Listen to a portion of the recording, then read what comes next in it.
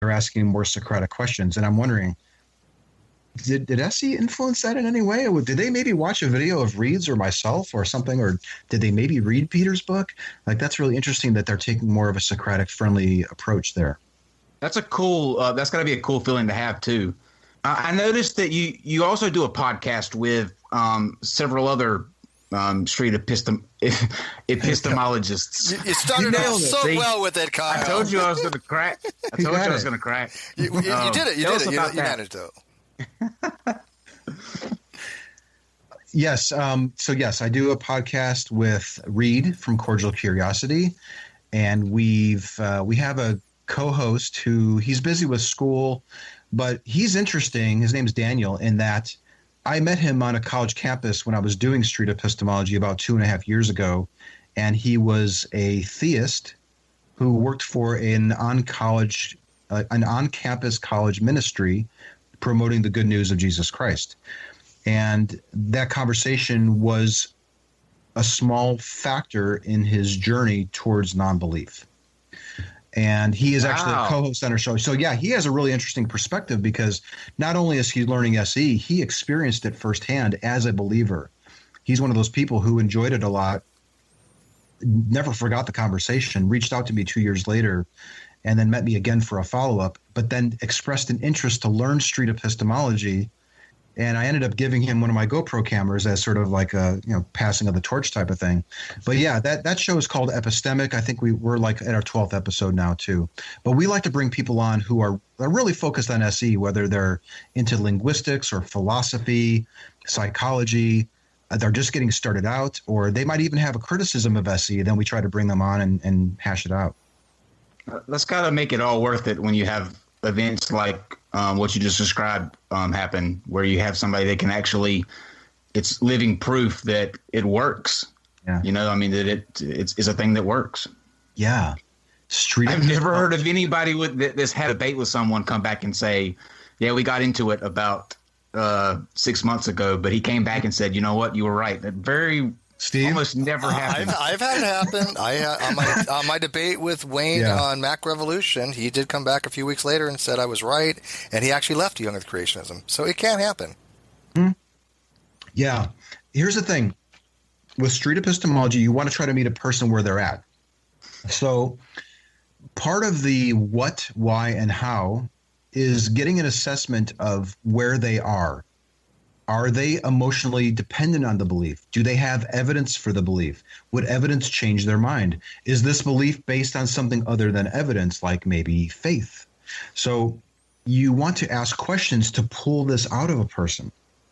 Help me understand as best as you can why you think that this is true and how you determine that it's the case. And yeah, you may find that this person is believing on something, you may find that this person is believing in something because they think they have evidence, and they might be compelled to lower their confidence in the belief or completely abandon that belief if you were to provide them evidence. So there are some people that say that they're evidence-based and they really mean it. In my experience, though, when a person says that they're evidence-based, they're almost always not. There's usually, especially on a supernatural claim, they're almost always basing the belief on something unreliable, some unreliable foundation. Sure. Okay, Anthony, last question before we let you go. Yeah. What is the one quote that you live by? The one quote that I live by is something that I had on a T-shirt a while ago. Damn, there's like two of them now because I'm thinking of Dillahunty's great quote. You can give us two. Well, Dillahunty's quote, I want to believe as many true things and as few false things as possible, is up there. But my first answer to that would be question everything, worship nothing. Oh, that's good. I love that. Really good. I love that philosophy. Yeah. And there's nothing wrong with questioning things. Questioning is a virtue, I think. And believing something based on an unreliable foundation is not virtuous. So sure. That's kind of my go-to. I love those quotes.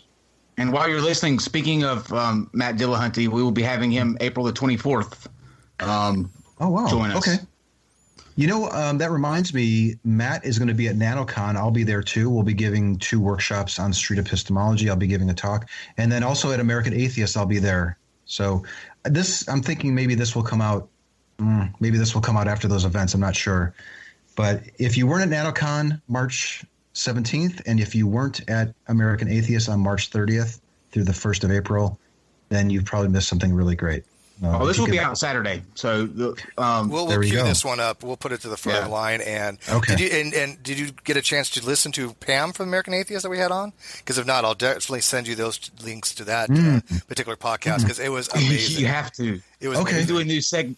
We do a new segment with their membership chair, Pamela Whistle, where we play the angry voicemails and read the angry emails that they get at American Atheists, and they are classic. I have not heard that, but I'm going to listen to it. I'll listen to it tonight. Awesome. Yeah, for sure. But yeah, are you excited about seeing Hugh Laurie? Okay. I'm going to be completely honest with you. I never watched House. Oh. Yeah, sorry. I'm losing my atheist it's okay. cred here. Minus 1 cool point, but I still think you're amazing. That's okay. Would you rather I pretend? No, I mean, I'd rather be honest with you. I don't know much about him other than some of the cool quotes I see the character that he plays show up on movies. Yeah. He was amazing. Yeah. So other than that, I don't really know. I'm looking forward to meeting him. I think it'd be great. I mean, there might be some advantages of he may be sitting in the crowd while I'm giving a 45-minute talk on street epistemology to this group. So I think there could be some advantages there. Maybe make some contacts, that type of thing. But I don't really know that much about him, unfortunately. No, I just had the greatest vision in my head of seeing House MD on the street doing street epistemology. I would. Oh my God, that'd be your biggest video of all time. Make it happen. Make it happen. My daughter's really into Netflix, and I've been telling her, you should check out House. I've heard some good things about that, but it's as far as I know, she hasn't pulled it up yet. But I've been meaning to watch it. I haven't watched it yet. It's amazing. Well, Anthony, Steve and I appreciate you joining us. This was a fantastic interview. So happy to help you spread the word of street epistemology. That would be the I think I did pretty well for we're going to work on this. We're going to work on it. You nailed it every time. I don't know what you're talking about. You've been great. No, thank you for inviting me on the show. And you guys are doing great things. There are people who they're coming across my content, your content. My style may not appeal to them. Your style might, or vice versa.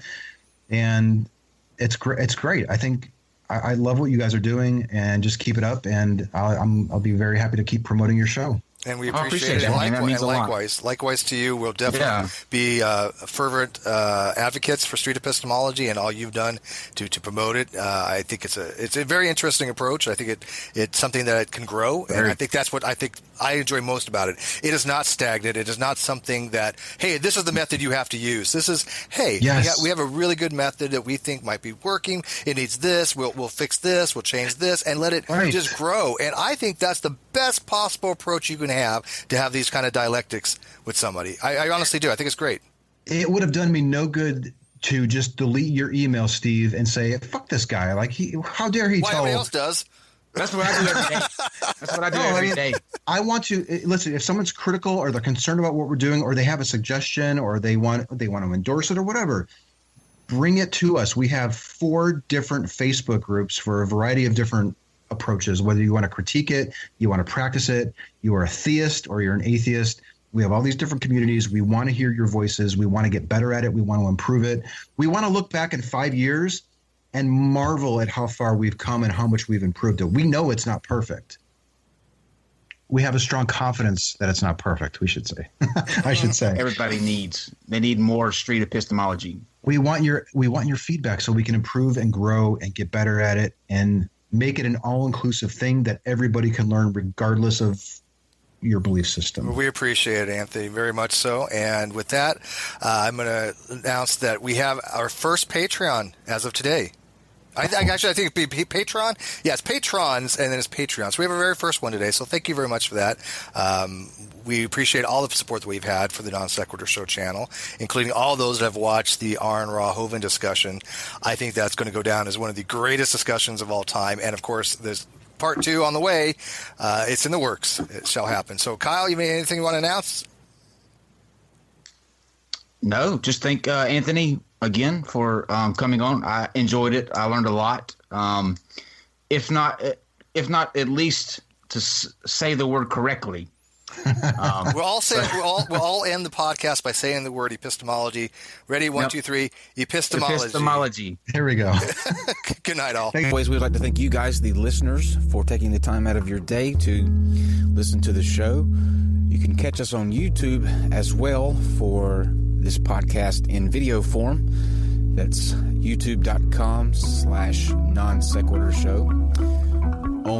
Join us April 24th at 6 p.m.